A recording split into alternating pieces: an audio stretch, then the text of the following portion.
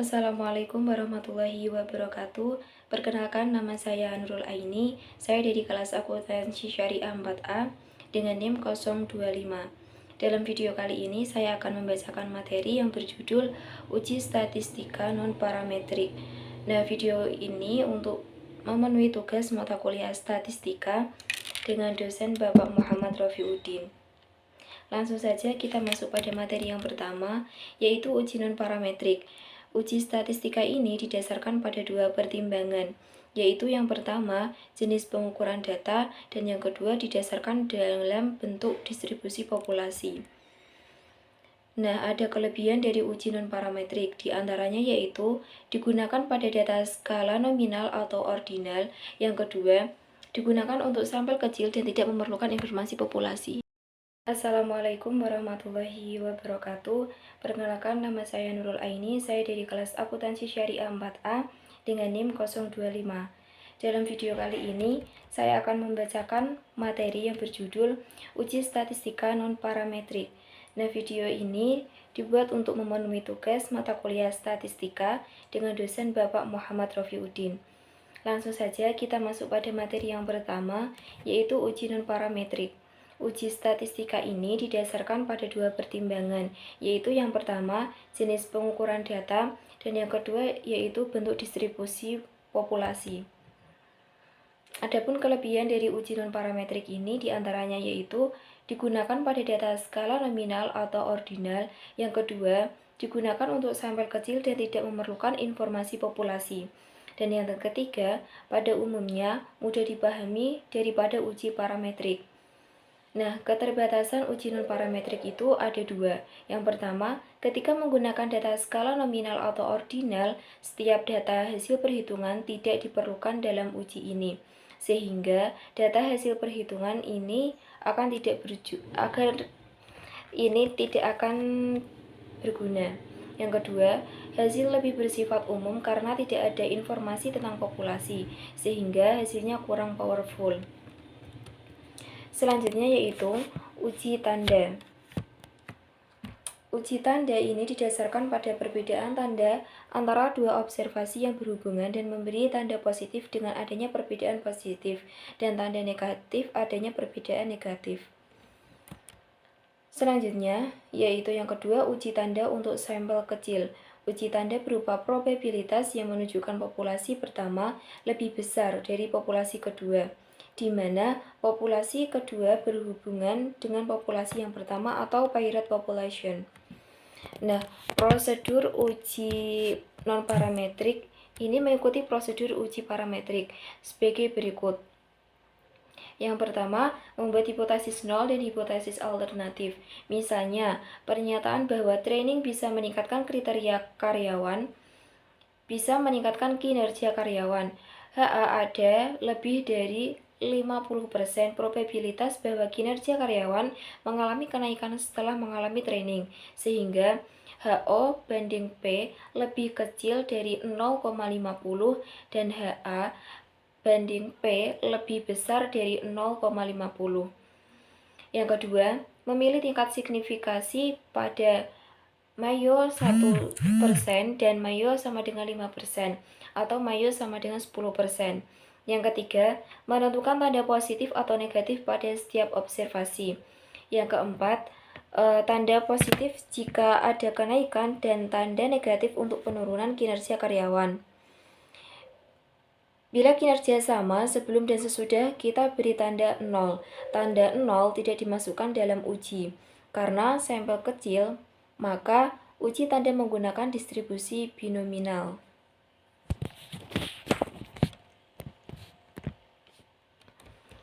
Selanjutnya yaitu membuat keputusan. Misalnya, N sama dengan 14 dan dua karyawan tidak berubah kinerjanya, maka jumlah N sama dengan 12. Lihat tabel probabilitas distribusi binominal dengan N sama dengan 12 dan P sama dengan 0,5. Kita hitung probabilitas kumulatif, sehingga mendapatkan probabilitas kumulatif mendekati tingkat signifikasi 0,05. Tetapi tidak pernah sama, yaitu 0,019. Jumlah kejadian sukses yaitu tanda positif dengan probabilitas kumulatif 0,019 sebesar 10. Keputusannya, jika jumlah tanda positif lebih besar dari 10, maka kita menolak hipotesis 0, dan sebaliknya. Bila tanda positif lebih kecil dari 10, kita gagal menolak hipotesis 0. Ini disertai dengan tabel-tabel yang sudah tertera di PPT. Selanjutnya yaitu, contohnya, sebuah perusahaan asuransi syariah atau takaful di Jakarta sedang mengalami perkembangan cukup pesat. Untuk terus meningkatkan kinerjanya, perusahaan asuransi melakukan peningkatan kinerja karyawannya dengan melakukan training terhadap karyawan, bagian sales penjualan asuransi. Kinerja karyawan dibagi menjadi 3 kategori, yaitu rendah, sedang, dan tinggi. Diambil secara acak sebanyak 10 karyawan dan hasilnya sebagai berikut. Terdapat data-data yang sudah dipaparkan di PPT. Dari data tersebut, apakah kita bisa menyimpulkan bahwa training telah meningkatkan kinerja karyawan, bagian sales, penjualan dengan tingkat signifikansi Mayo sama dengan 5%. Nah, materi selanjutnya yaitu uji non parametrik. Yang pertama, HO banding P lebih kecil dari 0,50. HA banding P lebih besar 0,50. Yang kedua, tingkat signifikansi pada Mayo sama dengan 5%. Ada 8 tanda positif, ada 1 tanda negatif, dan 1 tanda 0. Selanjutnya, uji tanda menggunakan distribusi binominal. Yang selanjutnya, membuat keputusan. Tanda positif dan negatif ada 9, maka N sama dengan 9. Probabilitas kumulatif mendekati 0,05, tetapi tidak pernah sama dengan tingkat signifikansi 0,015. Sebesar 0,020 dengan jumlah kejadian sukses sebesar 7. Keputusannya, jika jumlah tanda positif lebih besar dari 7, maka kita menolak hipotesis 0 dan sebaliknya gagal menolak hipotesis 0. Tanda positif 8 lebih besar dari 7, maka kita menolak hipotesis 0. Artinya, training karyawan mampu meningkatkan kinerja karyawan. Selanjutnya yaitu uji tanda untuk sampel besar. Yang pertama, sampel besar jika sampel lebih besar dari 10. Yang kedua, untuk sampel besar ujinya mengikuti distribusi normal berdasarkan distribusi Z. Rumusnya sudah dipaparkan dalam PPT. Selanjutnya yaitu ini contoh soal Departemen Pemasaran Perusahaan Makanan Ringan ingin mengetahui bagaimana respon konsumen terhadap produk kacang. Apakah menyukai rasa bawang atau asin? Sampel sebanyak 100 responden diambil secara acak. Rasa bawang ditandai dengan positif dan rasa asin ditandai dengan negatif. Dari 100 responden tersebut, 60 menyukai rasa bawang dengan derajat kepercayaan 5%. Apakah kita bisa menyimpulkan bahwa memang terdapat perbedaan selera konsumen? Jawabannya,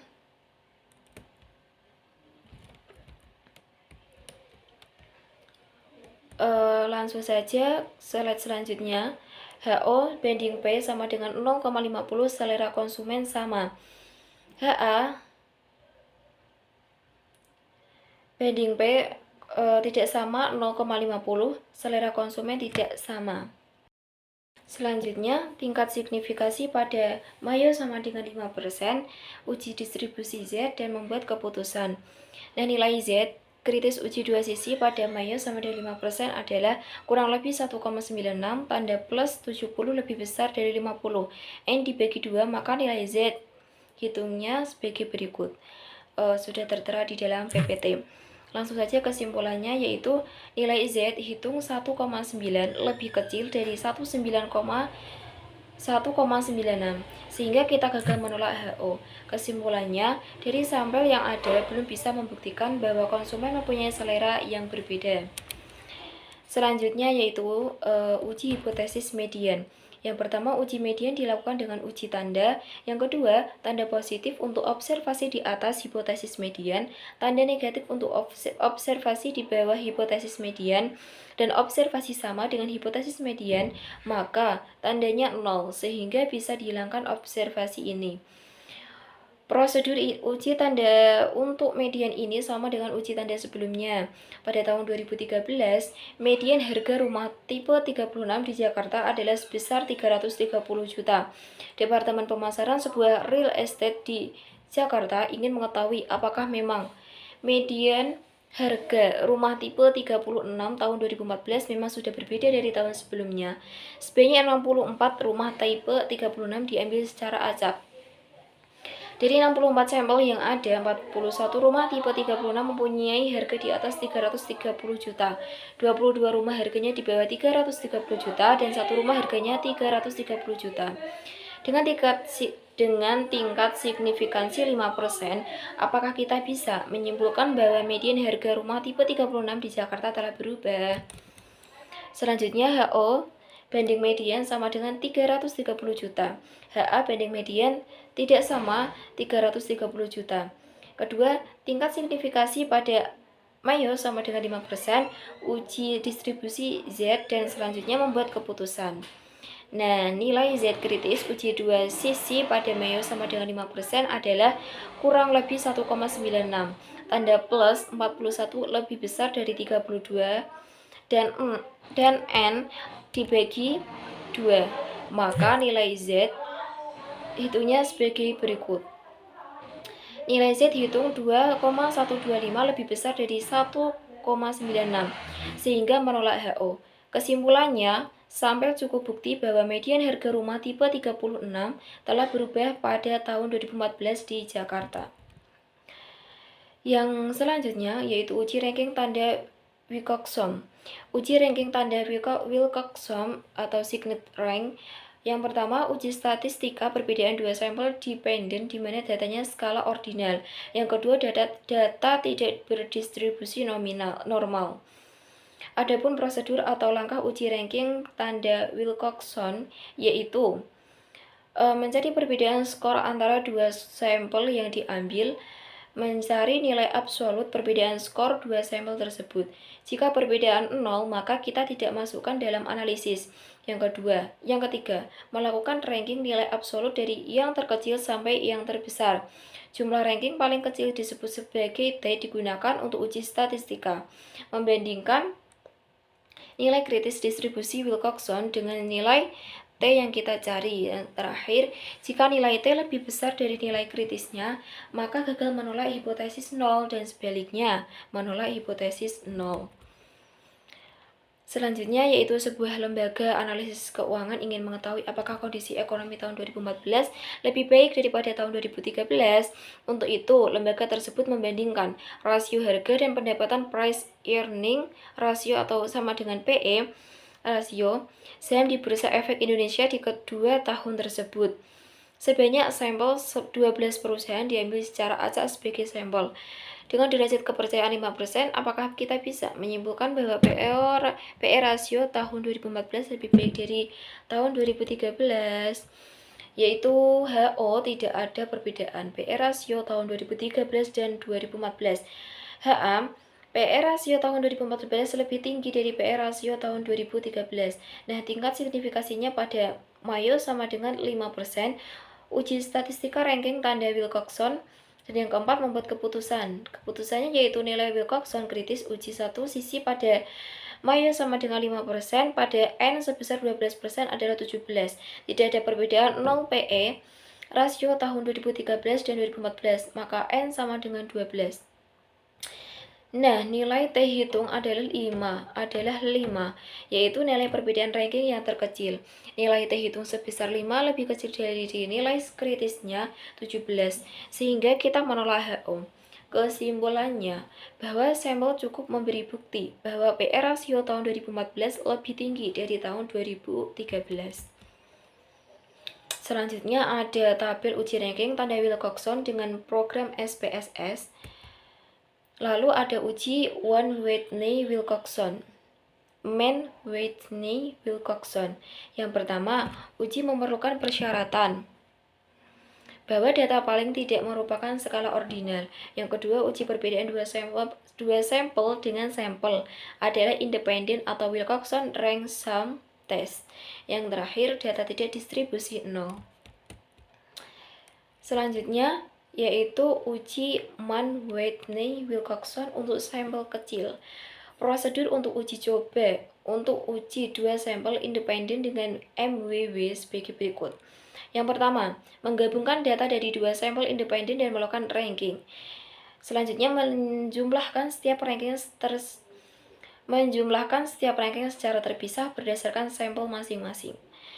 Yang ketiga, mencari nilai statistika T, yaitu jumlah ranking yang paling kecil dari dua sampel yang ada. Yang terakhir, membandingkan kritis distribusi MBW dengan nilai T, hitung yang kita cari pada langkah ketiga.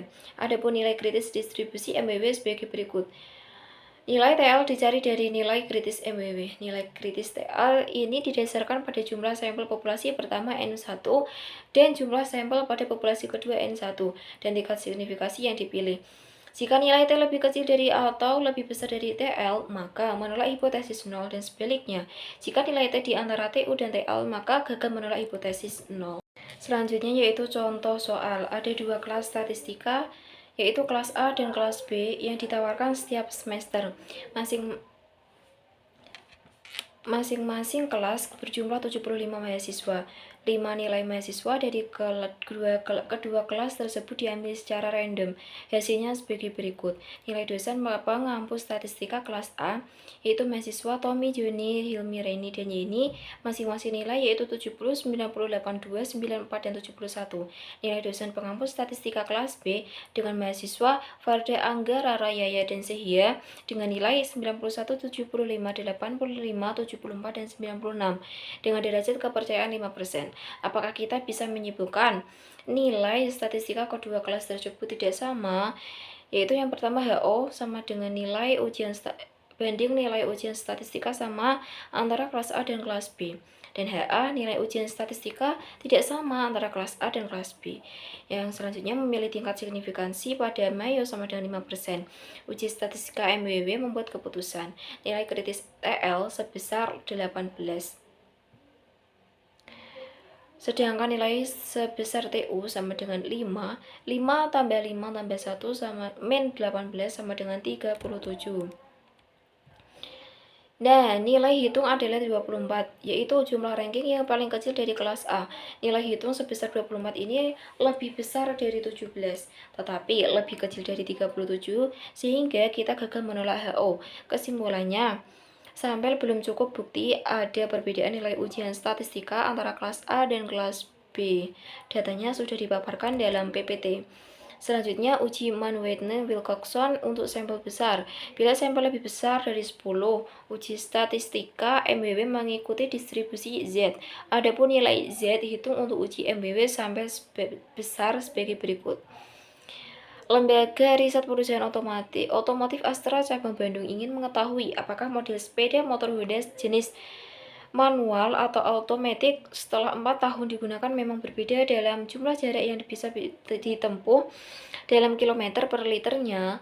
Sebanyak 12 sampel diambil secara acak untuk masing-masing model. Datanya sudah dengan derajat kepercayaan 5%, apakah kita bisa menyimpulkan bahwa model manual lebih irit daripada model automatic? Metode datanya sudah dipaparkan dalam PPT. Maka HO banding tidak ada perbedaan jarak tempuh per liternya antara sepeda motor manual dan automatic, tetapi HA jarak tempuh per liternya sepeda motor manual lebih jauh daripada automatic. Tingkat signifikansinya sebanyak Mayo sama dengan 5% dan uji statistika MWW sampel besar. Membuat keputusan selanjutnya yaitu nilai Z kritis dengan uji satu sisi pada Mayo sama dengan 5% sebesar 1,65. Datanya sudah dipaparkan dalam PPT. Nilai Z hitung absolut 1,85 lebih besar dari nilai Z kritisnya absolut 1,65. Kesimpulannya bahwa sepeda motor Honda manual lebih irit dari sepeda motor automatic. Nah, uji MWW dengan menggunakan program SPSS sudah dipaparkan dalam PPT. Yang ketujuh yaitu uji Kruskal atau Wallis. Uji Kruskal Wallis adalah uji alternatif ANOVA ketika data yang kita punyai merupakan data dalam skala ordinal dan distribusi data tidak mengikuti distribusi normal. Selanjutnya, uji Kruskal-Wallis ini membutuhkan data sampel yang bersifat independen. Selanjutnya, hipotesis nol atau HO menyatakan bahwa sejumlah K populasi mempunyai distribusi sama, sedangkan hipotesis alternatifnya HA menyatakan bahwa sejumlah K populasi tidak mempunyai distribusi yang sama. Nilai statistika Kruskal-Wallis dicari dengan yang pertama, semua sampel dikelompokkan menjadi satu. Yang kedua, melakukan ranking. Jika ada ranking sama, nilainya dicari dengan rata-rata. Yang ketiga, adapun formal mencari nilai hitung dari Kruskal-Wallis sebagai berikut. Sudah dipaparkan dalam PPT. Selanjutnya yaitu contohnya, seorang analisis di bidang keuangan ingin mengetahui apakah terdapat perbedaan di antara keuntungan dalam bentuk persen 3 bank syariah milik pemerintah sebagai berikut. Yang pertama, Mandiri dengan data yang sudah disajikan dan BNI serta BRI. Jika distribusi populasi ketiga sampel tersebut tidak diketahui, apakah kita bisa menyimpulkan bahwa terdapat perbedaan tingkat keuntungan ketiga bank syariah tersebut dengan tingkat signifikansi Mayo sama dengan 5%. Maka HO sama dengan banding distribusi populasi adalah sama, sedangkan HA distribusi populasi adalah tidak sama. Tingkat signifikasinya Mayo sebesar 5%, dan uji statistika menggunakan uji Kruskal-Wallis, dan yang terakhir membuat keputusan. Uji Kruskal sama dengan Wallis mengikuti distribusi X kuadrat. Nilai kritis distribusi X kuadrat dengan Mayo sama dengan 5%, dan DF sebesar K-1 sama dengan 3, -1 sama dengan 2, di mana K adalah 3 populasi sebesar 5,991. Nilai statistika Kruskal-Wallis sama dengan nilai Kruskal-Wallis sebesar 12,3927. Lebih besar nilai kritis X kuadrat 5,991, sehingga kita menolak hipotesis nol. Kesimpulannya, ada perbedaan tingkat keuntungan antara ketiga bank tersebut.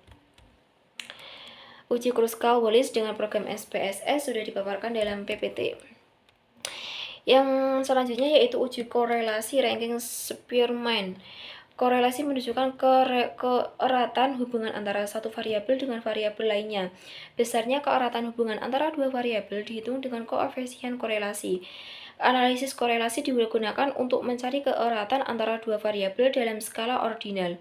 Uji korelasi dari dua variabel skala ordinal ini bisa diuji dengan menggunakan uji korelasi ranking dari Spearman. Formula koefisien dari korelasi dari Spearman sebagai berikut. Sudah dipaparkan dalam PPT. Maka uji signifikasi koefisien korelasi itu hipotesis 0 dan hipotesis alternatifnya sebagai berikut. HO banding R sama dengan 0, HA banding R tidak sama dengan 0. Hipotesis 0 mengatakan bahwa tidak ada korelasi antara dua variabel, sedangkan hipotesis alternatifnya mengatakan terdapat korelasi. Selanjutnya, memilih tingkat signifikansi pada Mayo sama dengan 5%, menentukan uji statistika korelasi Spearman. Yang keempat, membuat keputusan. Nah, uji statistika untuk sampel lebih dari 8 adalah mengikuti distribusi T dengan derajat kepercayaan DF sebesar N sama dengan N-2. Adapun formula ujinya sebagai berikut. Sudah dipaparkan dalam PPT. Contoh soalnya yaitu perusahaan asuransi syariah takaful di Jakarta melakukan training terhadap karyawan bagian pemasaran. Adapun datanya sebagai berikut. Sudah dipaparkan dalam PPT. Keterangannya yaitu menghitung atau hitunglah dan interpretasikan nilai koefisien korelasi. Selanjutnya, dengan Mayo sebesar 5%, apakah bisa disimpulkan bahwa ada korelasi positif antara hasil training dengan ranking rata-rata penjualan karyawan? Data sudah dipaparkan dalam PPT. Nilai koefisien korelasi sebesar 0,9 939 dan bertanda positif. Angka ini menunjukkan adanya korelasi positif yang kuat antara ranking hasil training dengan ranking hasil penjualan setelah training. Maka, uji signifikansinya koefisien korelasi sebagai berikut. HO banding R sama dengan 0, HA banding R lebih besar dari 0. HO mengatakan tidak ada korelasi positif antara ranking hasil training dan rata-rata penjualan setelah training, dan HA mengatakan ada korelasi positif antara hasil training dengan ranking rata-rata penjualan. Memilih tingkat signifikansi pada Mayo sebesar 5%.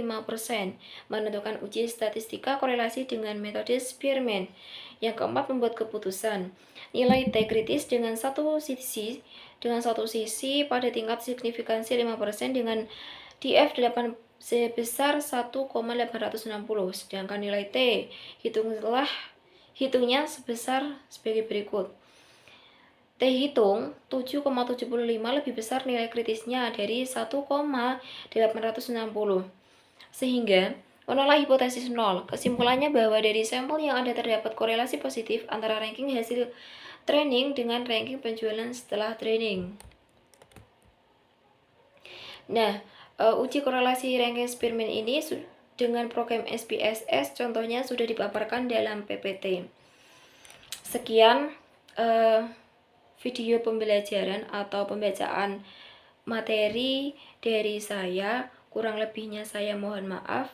Billahi taufiq wal hidayah wa ridho wal inayah. Wassalamualaikum warahmatullahi wabarakatuh.